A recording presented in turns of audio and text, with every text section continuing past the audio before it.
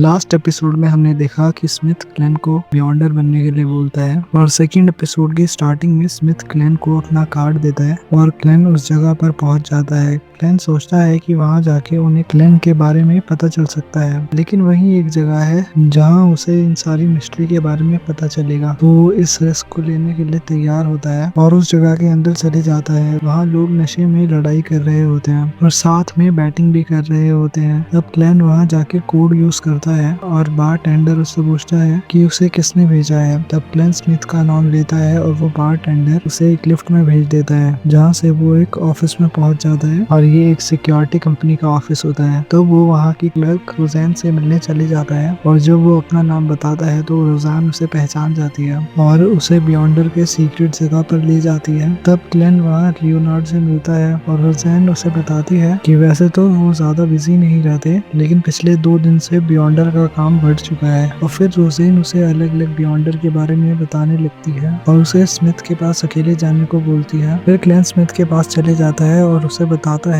कि उसने बियॉन्डर बनने का डिसाइड कर लिया है। और फिर स्मिथ उसे वहाँ के स्पेशल ऑपरेशन डिपार्टमेंट में भर्ती कर देता है और क्लैन स्मिथ से पूछता है कि उसे लगता था कि वो एक सिक्योरिटी कंपनी है, और स्मिथ उसे बताता है कि ये सब बस लोगों को दिखाने के लिए है। असल में वो लोग church of the Evernight goddess के अंडर काम करते हैं और उसका काम सुपर नेचुरल इंसिडेंट को टैकल करना है। और अब जब क्लैन ने बियॉन्डर बनने का डिसाइड कर लिया है तो उसे इस बात का भी ध्यान रखना पड़ेगा कि वो नाइट हॉक बनने के बाद अपना कंट्रोल भी खो सकता है। फिर स्मिथ उसे कैंडल लेके उसके साथ चलने को बोलता है और उसे उन सब की ग्रेव दिखाता है जो कि आउट ऑफ कंट्रोल होके मर गए। फिर स्मिथ क्लैन से मिथ ऑफ क्रिएशन के बारे में पूछता है और क्लैन उसे बताता है कि डिस्ट्रक्शन से एक क्रिएटर बना जिसने रोशनी की पहली किरण बनाई और उसके बाद उसने सब कुछ बनाया। और उसकी एक आंख सन बन गई और दूसरी क्रिम्सन मून, उसकी बॉडी लैंड और स्टार बनी, उसके बाल फीनिक्स बने और उसके कान डिमोनिक वुल्फ। और तभी स्मिथ क्लैन को बताता है कि हम सबका ओरिजिन सेम है और ह्यूमंस भी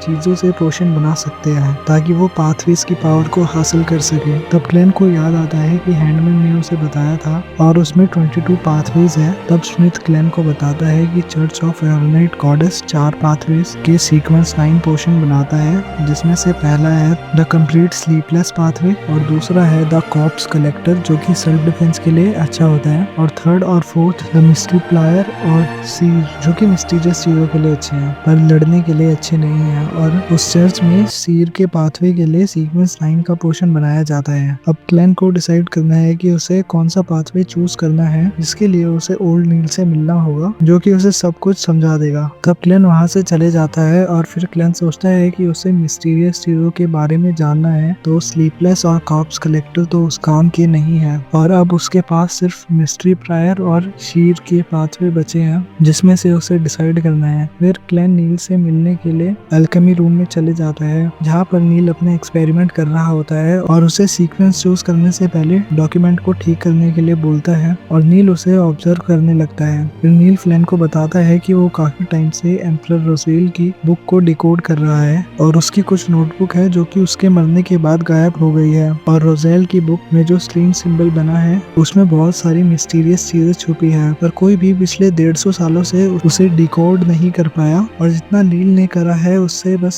यही पता चलता है कि ये नोटबुक रोज़ेल की डायरीज है। तब क्लैन की नजर जैसे ही रोज़ेल की डायरी पर पड़ती है उसे वो समझ आ जाता है, क्योंकि वो चाइनीज लैंग्वेज में होती है जो कि अर्थ पर बोली जाती है और जिसके बारे में वहाँ पर किसी को नहीं पता होता। तब क्लैन उन पेजेस को पढ़ने लगता है, जिस वजह से क्लैन को पता चलता है कि उन पेजेस के ऊपर पोशंस के बारे में बहुत सारी इंफॉर्मेशन है और वो उसे पढ़ के वापस अपने घर वापस जा सकता है। और उस डायरी में रोज़ेल ने लिखा होता है कि उसे शीर या मेरिडियल में से किसी को चूज करना चाहिए था क्योंकि यही अच्छी चॉइस होती, पर क्लैन को इसका मतलब समझ नहीं आता। फिर नील क्लैन को होश में लाता है। फिर क्लैन उसे बताता है कि वो डायरी को डिकोड करने की कोशिश कर रहा था। वैसे ही नील हंसने लगता है क्योंकि उसे लग रहा होता है कि उस डायरी को डिकोड करना इतना आसान नहीं है। जब नील क्लैन से पोशन के बारे में पूछता है फिर क्लैन की द सीर के पाथवे को चुनता है। तब नील उसे बताता है कि इसे क्लैन को सोच समझ के चुनना होगा, क्योंकि वो अगर कोई पोशन को पी लेगा फिर वो कोई और पाथवे नहीं चुन सकता। फिर क्लेन उसे बोलता है कि उसने सोच लिया है और नील उसके लिए पोशन बनाना स्टार्ट कर देता है। अलग अलग मटेरियल को मिलाने लगता है और पोशन तैयार हो जाता है, जिसे देखने के बाद क्लेन थोड़ा घबरा जाता है। तब नील बोलता है कि डरने की कोई जरूरत नहीं है, क्योंकि अगर वो हेजिटेट करेगा तो वो उसे अच्छे से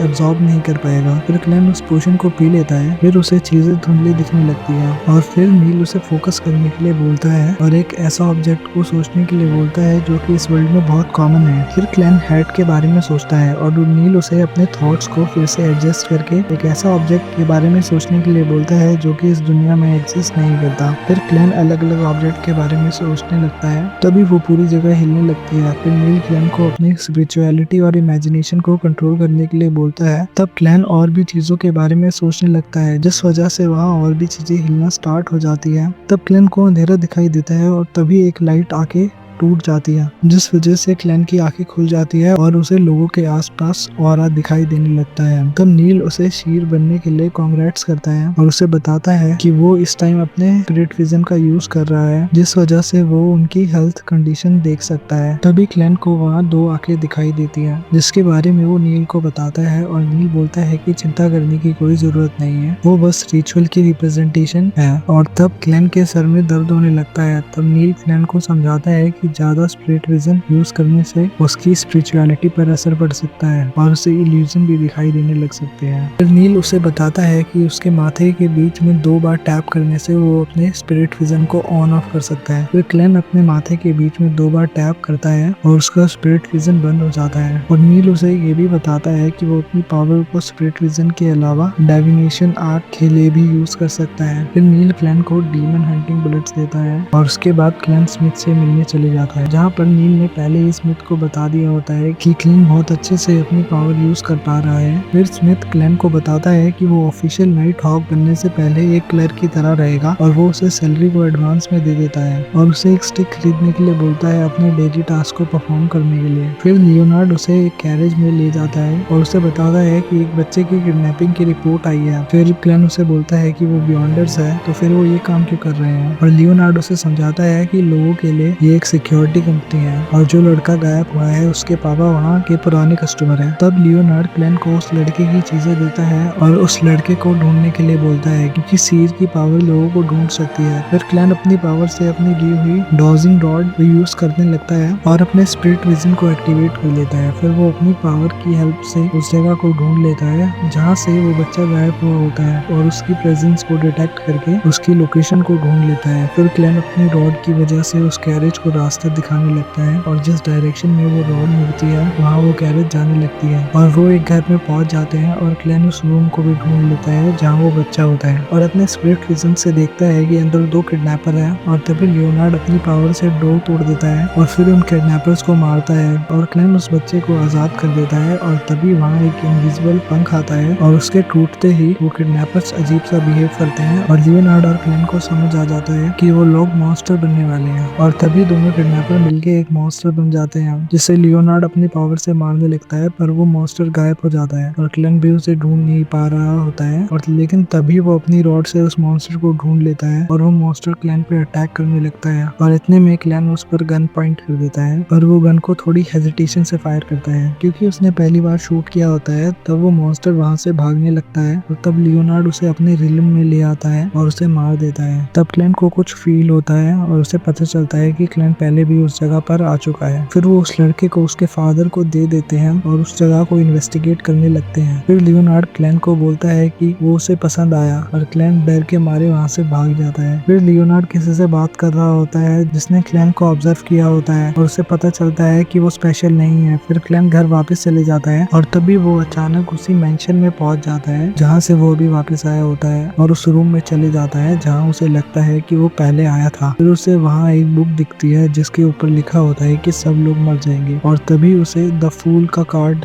दिखता है और फिर उसकी आंखें उसके कमरे में खुलती है, जिससे उसे पता चल जाता है कि उस किडनैपिंग की जगह के आसपास एंटिगोनस फैमिली की नोटबुक का क्लू है। और फिर क्लेन और मसीला अपने घर चेंज कर लेते हैं और बेंसन भी उनके घर को देखने आया होता है। तब क्लेन उन्हें अपना बनाया हुआ खाना खिलाता है और बेंसन क्लेन को नई जॉब के लिए कपड़े गिफ्ट करता है, जिसे देख के क्लेन खुश हो जाता है और अपने भाई बहन में उसे अपने मम्मी पापा की इमेज दिखाई देती होती है और इसी के साथ ही एपिसोड खत्म हो जाता है। आई होप कि आपको ये पसंद आया हो। Thank you for watching. मैं मिलता हूँ आपसे अगली वीडियो में। सायोनारा।